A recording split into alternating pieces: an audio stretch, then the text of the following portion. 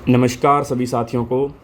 तो आज अपने बात करने जा रहे हैं जो अपने अभिकल्प इंस्टीट्यूट में पेपर हुआ था 11 जुलाई 2024।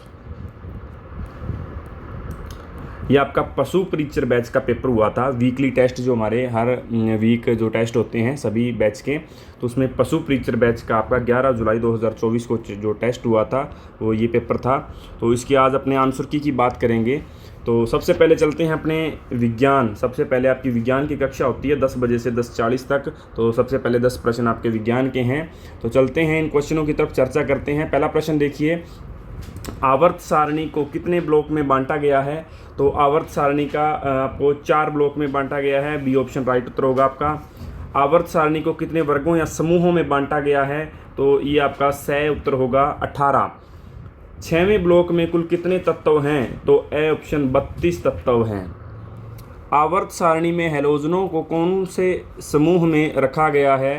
तो इसका उत्तर होगा आपका सही ऑप्शन 17। निम्न में से कौन सा असत्य है? तो असत्य कथन की पहचान करनी है। तो इसमें आपका असत्य कथन द ऑप्शन असत्य कथन होगा। वर्ग में परमाणु की आयतन एवं त्रिज्या में कमी होती है, तो ये आपका असत्य कथन है। कौन से रंग का तरंगदैर्ध्य सर्वाधिक होता है? तो लाल रंग का तरंगदैर्ध्य सबसे ज़्यादा होता है, ए ऑप्शन। निम्न में से प्राथमिक रंग कौन कौन से हैं? तो प्राथमिक रंग आपके लाल, हरा व नीला रंग जो हैं ये आपके प्राथमिक रंग हैं, बी ऑप्शन। निम्न में से कौन सा भौतिक परिवर्तन नहीं है? तो इनमें से श्वसन जो है सही ऑप्शन, ये भौतिक परिवर्तन नहीं है। बाकी ये भी भौतिक परिवर्तन है। कागज़ के टुकड़े करना भी भौतिक परिवर्तन है। मोमबत्ती का पिघलना भी भौतिक परिवर्तन है। ये श्वसन आपका भौतिक परिवर्तन नहीं है। आगे देखें, हेक्सेन में कार्बन की संख्या कितनी होती है? तो 6 होती है, बे ऑप्शन आपका राइट उत्तर होगा। पोटेशियम की परमाणु संख्या कितनी है? तो 19 से आपका सही उत्तर होगा। ये आपके जनरल साइंस के 10 प्रश्न थे।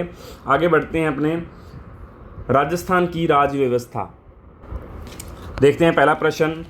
राजस्थान पॉलिटिकल में आपको टॉपिक दिया हुआ था राज्य विधानमंडल। तो पहला प्रश्न देखिए, इसमें विधानसभा का चुनाव लड़ने हेतु कौन सी योग्यता निर्धारित नहीं है? तो जो योग्यता नहीं है इनमें से वो अपने को पहचान करनी है। तो वह मूलतः भारत का नागरिक हो, न्यूनतम 25 वर्ष की आयु पूर्ण कर चुका हो, यह होनी चाहिए। किसी भी लाभ के पद पर ना हो, यह योग्यता भी होनी चाहिए। पागल दिवालिया घोषित न हो, यह योग्यता भी होनी चाहिए। ये 3 योग्यताएं तो हैं। वह मूलतः भारत का नागरिक हो, यह योग्यता जरूरी नहीं है। तो ए ऑप्शन आपका सही उत्तर होगा। अगला प्रश्न देखिए, विधानसभा अध्यक्ष व उपाध्यक्ष पदों का उल्लेख संविधान के किस अनुच्छेद में है? तो अनुच्छेद 178 में विधानसभा अध्यक्ष और उपाध्यक्ष पदों का उल्लेख किया गया है। किसी राज्य में विधान परिषद की संख्या कितनी होती है? तो राज्य की विधानसभा का 1/3, सही ऑप्शन जो है ये आपका सही उत्तर होगा। किसी राज्य की विधानसभा संख्या अधिकतम हो सकती है? तो अधिकतम 500 हो सकती है विधानसभा संख्या, ए ऑप्शन। विधान परिषद का चुनाव लड़ने हेतु न्यूनतम आयु सीमा निर्धारित है। तो विधान परिषद के चुनाव लड़ने के लिए आपकी न्यूनतम 30 वर्ष आयु होनी चाहिए। राजस्थान विधानसभा की पहली महिला अध्यक्ष कौन थी? तो सुमित्रा सिंह राजस्थान विधानसभा की पहली महिला अध्यक्ष थी। निर्धारित समय से पूर्व भंग होने वाली राजस्थान की पहली विधानसभा कौन सी है? तो वह विधानसभा जो समय से पहले भंग हो गई थी, 6ठी विधानसभा थी जो अपना कार्यकाल पूर्ण नहीं कर पाई थी। राजस्थान में पहली बार गैर कांग्रेसी सरकार का गठन कौन सी विधानसभा में हुआ था? तो ये भी 6ठी विधानसभा में गैर कांग्रेसी सरकार का गठन हुआ था। राजस्थान में पहली बार ईवीएम का प्रयोग कौन सी विधानसभा चुनाव में किया गया था?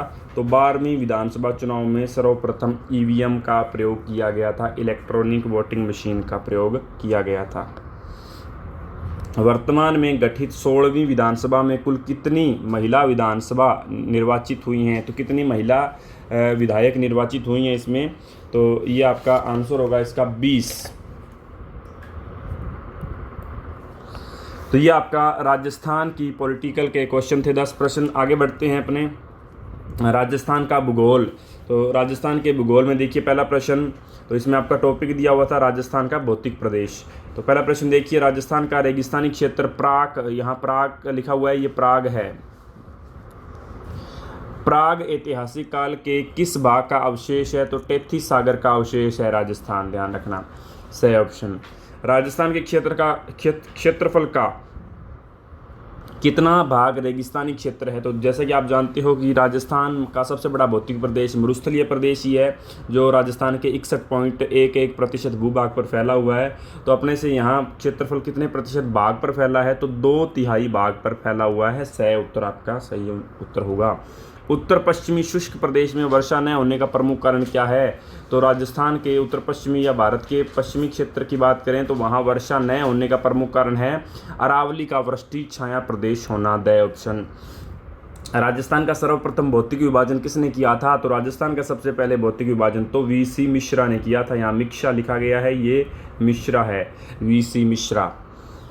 अनुदैर्ध्य बालू का स्तूप का विस्तार पाया जाता है। तो ये मरुस्थल में पाई जाने वाली स्थलाकृतियां हैं, बालू के टीलों की स्थलाकृतियां हैं, जो जैसलमेर में सबसे ज़्यादा पाई जाती हैं। तो ब ऑप्शन आपका सही उत्तर होगा।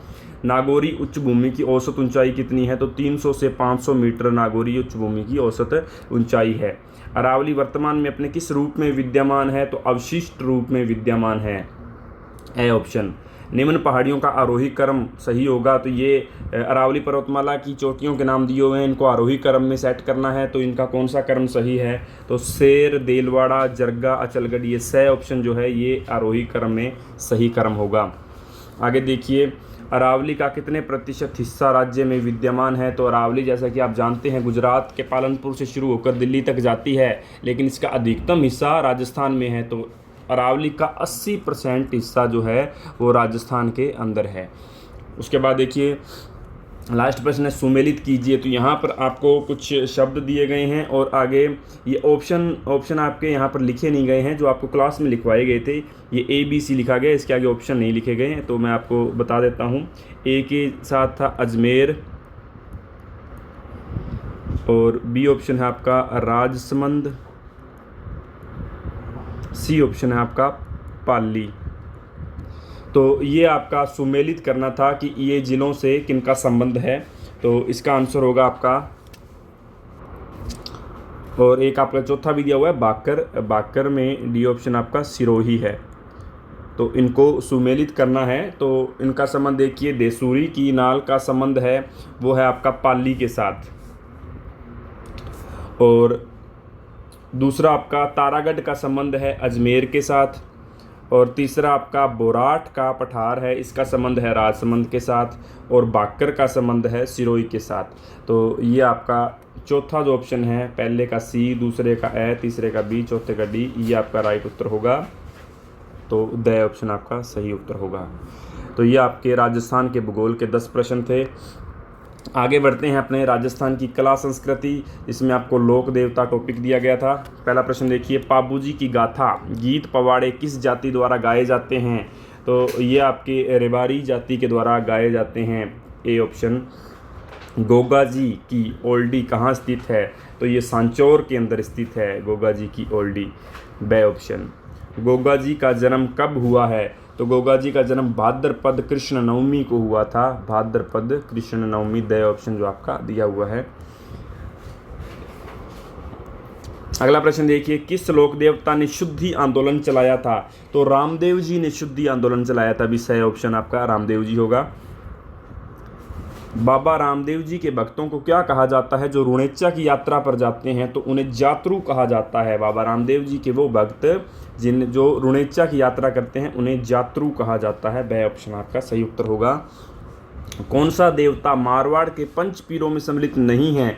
तो रामदेव जी बिल्कुल हैं, हड़बू जी भी हैं, मेहा जी भी हैं, मल्लीनाथ जी पंच पीरों में सम्मिलित नहीं हैं। तो आपका द ऑप्शन मल्लीनाथ जी उत्तर होगा। प्रसिद्ध लोक देवता वीर तेजा जी की सवारी क्या है? तो वीर तेजा जी की तो सवारी है लीलन, तो ए ऑप्शन आपका होगा लीलन। मेहर जाति के मुसलमान किस लोक देवता को अपना पीर मानते हैं? तो मेहर जाति के मुस्लिम पाबू जी को अपना पीर मानते हैं, भी बे ऑप्शन आपका सही उत्तर होगा। आगे देखिए, किस संप्रदाय में राधा व कृष्ण की युगल रूप में पूजा की जाती है? तो निम्बार्क संप्रदाय में राधा और कृष्ण की युगल रूप में पूजा की जाती है। ब ऑप्शन आपका सही उत्तर होगा। आगे देखिए, लास्ट प्रश्न आपका कल्चर का, श्री कृष्ण जी के बाल स्वरूप की पूजा किस संप्रदाय में की जाती है? तो ये आपकी वल्लभ संप्रदाय में की जाती है। वल्लभ संप्रदाय के लोग कृष्ण जी के बाल स्वरूप की पूजा करते हैं। तो ये आपके 10 प्रश्न राजस्थान के कला व संस्कृति के लोक देवता टॉपिक से हो चुके हैं। आगे बढ़ते हैं अपना मैथ का जो आपकी 5वीं क्लास है 12:40 से 1:20, इसमें आपके 10 प्रश्न दिए हुए हैं साधारण ब्याज, चक्रवर्ती ब्याज और औसत से। देखिए पहला प्रश्न, यदि किसी धन पर 3 वर्ष के लिए 12.5% की दर से लगा साधारण ब्याज मूलधन से 35 रुपये कम है तो ऐसा ही ज्ञात करो। इसका उत्तर होगा आपका ए ऑप्शन 2100 रुपये, ऐसा ही होगा आपका। दूसरे प्रश्न 42वां प्रश्न जो है आपका, इसका आंसर होगा आपका ब ऑप्शन 1200। तीसरा प्रश्न देखिए, कोई धन साधारण ब्याज पर 6 वर्ष में 2 गुना हो जाता है तो वह कितने समय में यह 10 गुना हो जाएगा? तो 43वें प्रश्न का उत्तर होगा 54 वर्ष, द ऑप्शन। आगे देखिए 44वां प्रश्न जो है, 44वें प्रश्न का 11% वार्षिक चक्रवर्ती ब्याज की दर से 2 वर्ष में दूसरे वर्ष का चक्रवर्ती ब्याज 70 रुपये है तो मूलधन ज्ञात कीजिए। देखिए यहाँ पर ये आपके ऑप्शन गलत लिखे गए थे। ये 900 जो है 900 को कटवा कर आपको क्लास में 567 लिखवा दिया गया है। बे ऑप्शन में 567 आपका यहाँ पर लिखवाया गया था, तो ये आपका 567 था, यही इसका सही उत्तर होगा बे ऑप्शन। आगे देखिए 1800 रुपये की राशि का 16/2/3% चक्रवर्ती ब्याज की दर से 1 वर्ष 9 महीने का चक्रवर्ती ब्याज ज्ञात करो। तो इसका उत्तर होगा आपका 562.5, ये आपका ब सही उत्तर होगा। आगे देखिए 46वां प्रश्न, 12/1/2% चक्रवर्ती ब्याज की दर से 3 वर्ष के CI व SI का अंतर 12.5 रुपये है तो मूलधन ज्ञात कीजिए। तो 46वें प्रश्न का उत्तर होगा आपका 256 रुपये, द ऑप्शन। 50 तक की सभी सम संख्याओं का, ये सभी है यहाँ पर, सभी सम संख्याओं का औसत क्या है? तो 50 तक की सभी सम संख्याओं का औसत आपका होगा 26 से उत्तर होगा आपका इसका। आगे देखिए 48वां प्रश्न है आपका,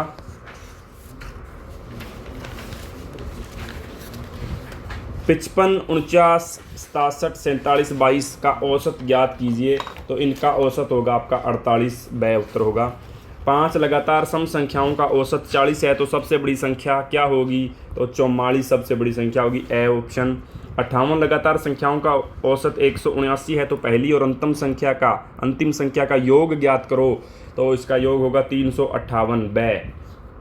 तो ये आपके गणित के 10 प्रश्न हो गए जो साधारण ब्याज, चक्रवर्ती ब्याज और औसत टॉपिक से थे। आगे देखिए पशु परिचर से संबंधित ज्ञान। तो ये आपका जो पशु परिचर है, पशु परिचर की जो आपकी क्लास होती है 1:20 से 2 बजे तक, ये पशुओं की नस्लें आपको इसमें टॉपिक दिया गया है। तो इसके प्रश्नों के बारे में बात करते हैं, 10 प्रश्न हैं इनके।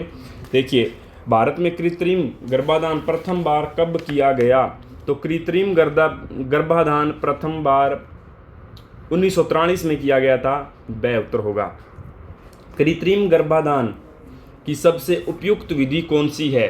तो इसका आपका ब ऑप्शन होगा, गुदा योनि विधि, ये आपका सही उत्तर होगा। उसके बाद देखिए गोवंश में असामान्य भूख हड्डियों एवं अवांछनीय पदार्थों को चबाने के लक्षण किसकी कमी के कारण होता है? तो ये आपका उत्तर होगा फास्फोरस।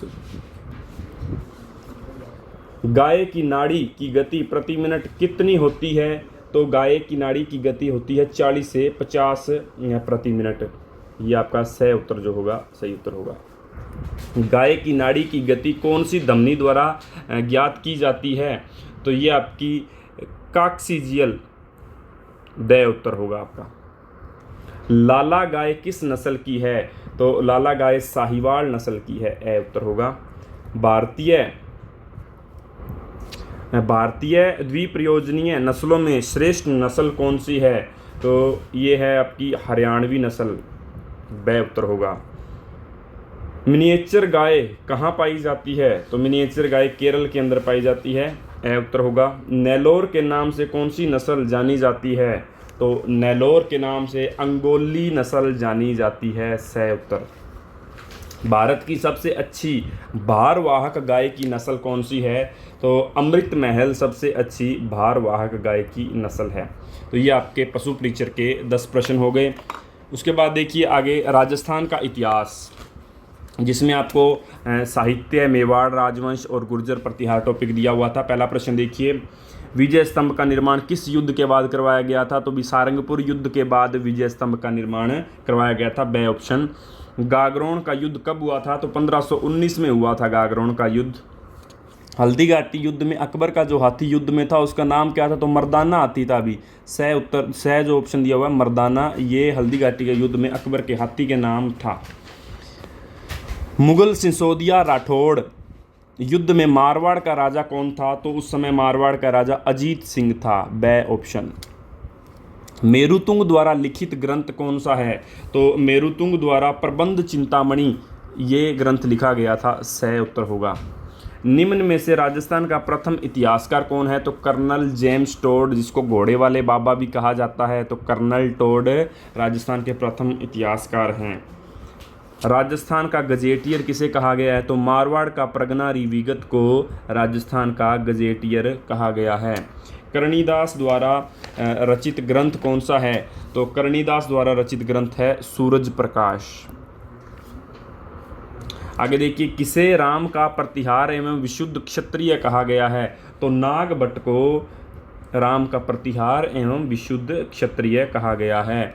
त्रिकोणात्मक संघर्ष की शुरुआत किसने की थी? तो वत्सराज ने की थी, भी सह ऑप्शन। तो ये आपके राजस्थान की हिस्ट्री के 10 प्रश्न थे। आगे देखिए करंट अफेयर्स, तो आपके 20 प्रश्न दिए हुए हैं करंट अफेयर्स के। देखते हैं पहला प्रश्न, बाल नशा मुक्ति के लिए किस जिला प्रशासन को एक युद्ध नशे के विरुद्ध अभियान के तहत राष्ट्रीय पुरस्कार से सम्मानित किया गया है? तो झुंझुनू को, वह ऑप्शन आपका झुंझुनू। लोकसभा चुनाव 2024 में राजस्थान से कितनी महिला सांसद बनी हैं? तो हाल ही में जो 2024 के लोकसभा चुनाव हुए हैं इसमें राजस्थान से 3 महिला सांसद बनी हैं, सह। उसके बाद देखिए, प्रदेश में अरावली ग्रीन वॉल प्रोजेक्ट के तहत राज्य के कितने जिलों को शामिल किया गया है? तो इसमें 18 जिलों को शामिल किया गया है, द ऑप्शन होगा। राजस्थान के नए राज्य मुख्य सूचना आयुक्त कौन बनाए गए हैं? तो ML लाठर को राजस्थान के नए मुख्य सूचना आयुक्त बनाए गए हैं। हाल